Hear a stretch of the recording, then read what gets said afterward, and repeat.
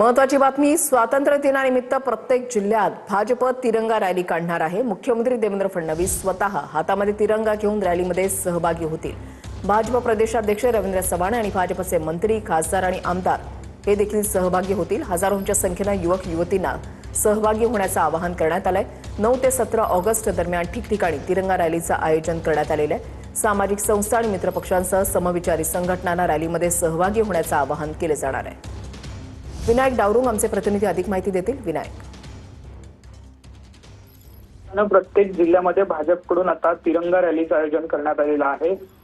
राज्याचे मुख्यमंत्री देवेंद्र फडणवीस सुद्धा 1 किंवा 2 रॅलीमध्ये सहभागी जे आहेत ते होणार आहेत। प्रदेशाध्यक्ष रवींद्र चव्हाण, त्याचप्रमाणे सगळे खासदार आमदार मुंबई, पुणे, छत्रपती संभाजीनगर, त्याचप्रमाणे इतर अनेक ठिकाणी राज्यामध्ये 9 ते 17 ऑगस्ट या दरम्यान भाजपकडून ह्या तिरंगा रॅलीचं आयोजन जे आहे ते करण्यात आलेलं आपल्याला पाहायला मिळते।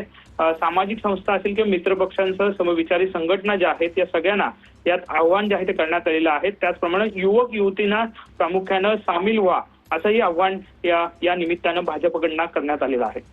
धन्यवाद विनायक, दिलेल्या सविस्तर माहितीसाठी।